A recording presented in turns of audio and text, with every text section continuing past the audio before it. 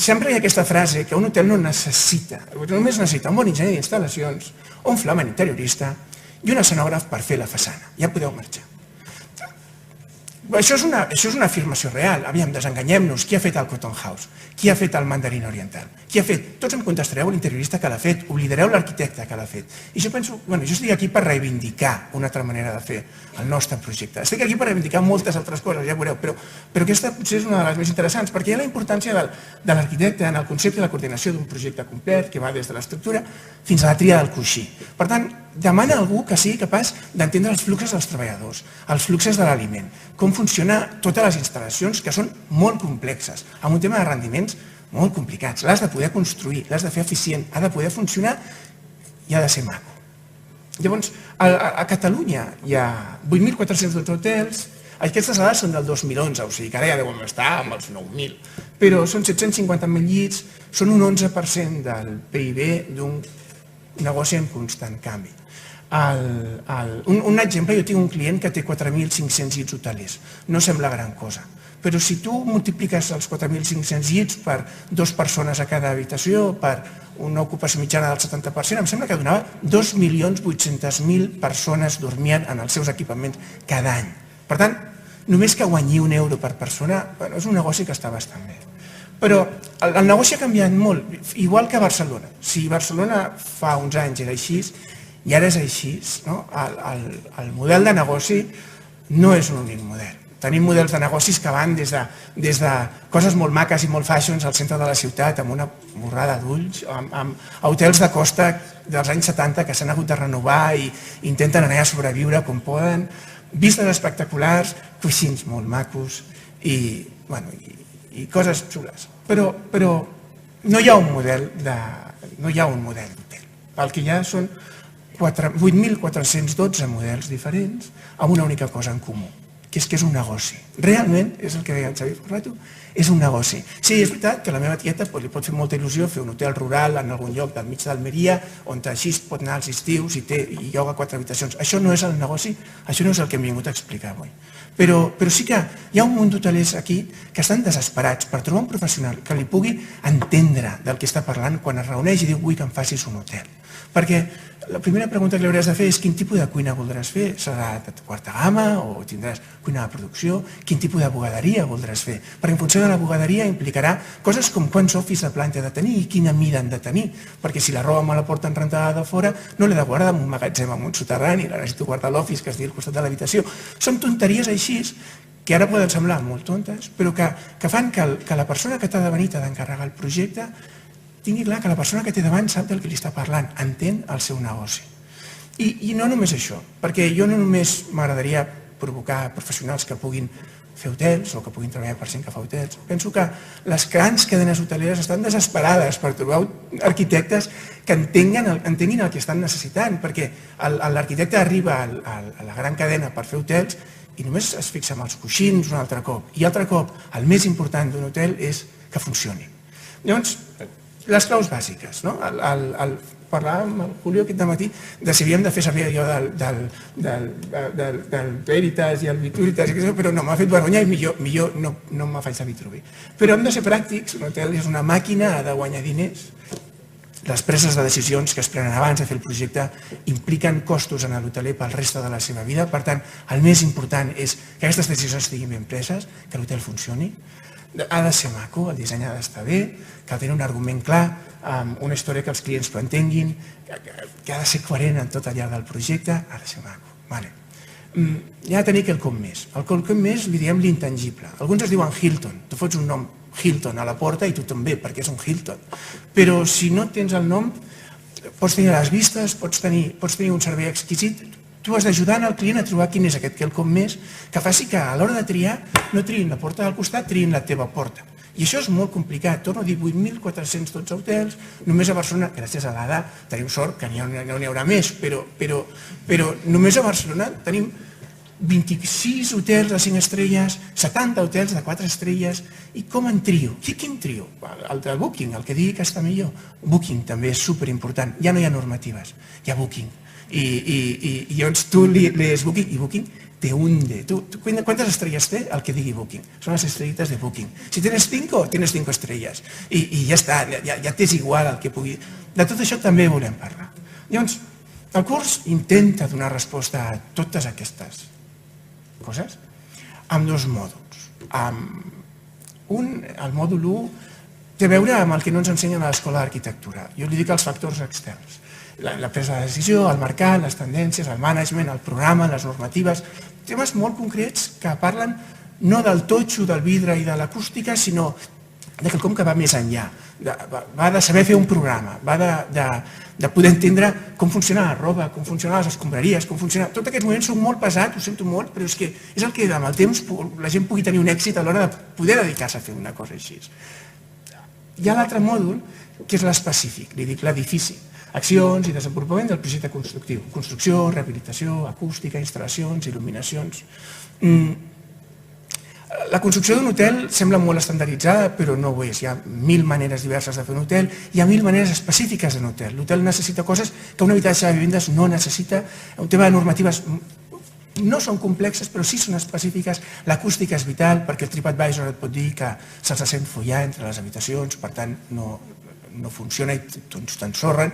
Per tant, hi ha totes aquestes coses que són vitals quan estàs dissenyant l'hotel. Jo sempre dic, no el decoris, no facis interiorisme, il·lumina el bé, pinta'l de negre, posa-li 4 mobles macos i quedarà perfecte. Coses com la il·luminació, l'acústica, la rehabilitació, les instal·lacions. Jo penso que els estudiants del curs no haurien de ser només capaços de poder generar un programa que pugui funcionar i que els moviments del menjar, les persones, els clients i els treballadors siguin coherents, sinó que, a més, coses com les instal·lacions de l'hotel, que és l'apartat més important de l'edifici, també siguin clares i funcionin. Que el tio del manteniment no hagi d'anar-te trucant cada 2 setmanes perquè no troba els quadres elèctrics, els quadres de comunicacions, els quadres de planta, com s'endrecen totes les instal·lacions d'aquest edifici perquè pugui funcionar, perquè al final, i una mica va vinculat al que deia l'Anna, és que tu no entregues al final d'obra i te'n vas. Si et vols dedicar a això, a tu et toca anar al Colleter Hotel durant 3 anys des que l'han acabat. Tot això ho vincularem amb visites. Tenim la sort que m'ha anat trucant a molta gent està molt interessada en que hi hagi professionals que s'hi puguin dedicar a això. Hi ha hagut molta gent que opina, moltes cadenes creuen que és necessari tenir gent amb qui poder parlar. Llavors, tothom s'ha engrescat molt i tenim 2 maneres de fer visites. Una visita és en grup molt reduït, que consisteix en a veure hotels, a veure funcionar hotels. És entrar per la porta del darrere i passar-te una molt bona estona empaitant el de la bugaderia, que és l'única manera que hi ha de poder entendre el que cansa caminar per allà dintre. Llavors, i el temps que s'arriba a perdre. I llavors poder analitzar aquell propi projecte i dir què podríem haver fet per haver-lo millorat. Això és un tipus de visita que em sembla, de fet, no cal que aneu a classe, feu aquestes visites i n'aprendreu quasi més que de res. I l'altra part és ja en grup gran, en el que vindrà gent que tingui coses a explicar i ens explicaran coses molt específiques d'aquell projecte en concret. Alguns parlarem només de l'acústica, d'altres només parlarem de la il·luminació. No serà tan entretingut com el que veurem sencer, però em sembla que no és bo anar 20 estudiants i entrar per la porta d'un hotel i veure els coixins. Jo penso que hem d'entrar per la porta del darrere, hem d'anar en grups molt petitets perquè allà estan treballant i hem de veure realment com està funcionant per darrere, com estan funcionant les instal·lacions, com està funcionant tot el que té aquí. Per donar aquest curs, jo penso que el xulo és poder tenir la intervenció de tots els actors vinculats al model de negoci. Llavors, m'ha agafat l'agenda i hem trucat a tothom que coneixem. Llavors, vindrà gent que ens parlarà de mercat i tendències i tenim la sort que gent de SADE, de l'Escola de Turisme, vindran i ens explicaran cap on estem anant i cap on va el model. Hi haurà gent de coses com el concept design del projecte d'interiorisme, hi haurà gent que ens parlarà de marca, del concepte de marca del projecte, perquè a vegades ni el coixí és important, el logo a la porta és més important que la resta. No sé si coneixeu el Chicken Basic, però hi ha un sabonet que diu "This is the coolest soap you will ever drop from a hotel", que és la foto de Chicken Basic més fotografiada que tenen allò al Pinterest, a l'Instagram. Per tant, hi ha coses més importants que el coixí, hi ha coses més importants que el llit, hi ha coses més importants que la cadira, que tenen a veure amb la marca. Després parlarem amb els explotadors. Vindrà gent d'NH, vindrà gent d'AC, vindrà gent d'Utusa, dels Oles, de la Comarina, de Catalonia, que ens explicaran coses molt específiques. És a dir, no venen a explicar-nos l'Omaca, que és la seva marca i el molt que venen, sinó vull que ens expliquin maneres específiques que tenen cadascun d'ells de treballar. Alguns treballen molt més vinculats amb el project management, d'altres treballen molt més vinculats amb projectes de viabilitat, d'altres treballen molt més vinculats amb la batalla. Vull dir, cadascun té maneres diferents de fer, algunes són millors, d'altres són pitjors, però són negocis i si els hi funcionen, alguna cosa tenen de bones. Per tant, jo no en menysprearia cap d'ells. I després vindran professionals, que parlarem d'arquitectura, parlarem de com reconvertir els projectes antics que tenim per la costa del Mediterrani, que necessiten desesperadament una actualització. A més, mentre els països àrabs segueixin fotent-se d'hòsties, a Catalunya tenim...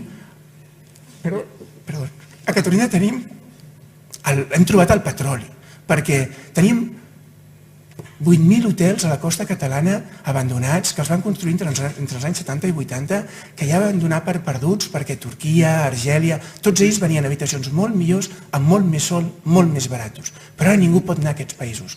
Per tant, tenim un potencial de feina espectacular, perquè tots aquests hotelers tot d'una han trobat que aquell model que tenien abandonat, que s'estava morint, ara està a petar, de gent que l'any que ve tornaran, perquè no tenen enlloc on anar. Per tant, saben que si volen que el seu model funcioni quan els països àrabs torni a funcionar, han de poder donar alguna cosa. I aquí és on estem nosaltres, pringant, des del novembre fins al maig, refent tots els seus hotels. Però per refer un hotel en només 4, 5, 6 mesos vol dir que has de tenir coses com va la bugaderia, com van les instal·lacions, com van totes aquestes coses, en les que no puguis ni trigar un segon a poder pensar. També parlarem amb il·luminadors, amb acústiques, i intentarem entendre que la normativa no és aquella cosa que t'has de saltar, sinó que la normativa és aquella cosa que has d'ignorar. Sobretot perquè sovint, si ho fas bé, la normativa la compleixes. O sigui, la normativa és un 5.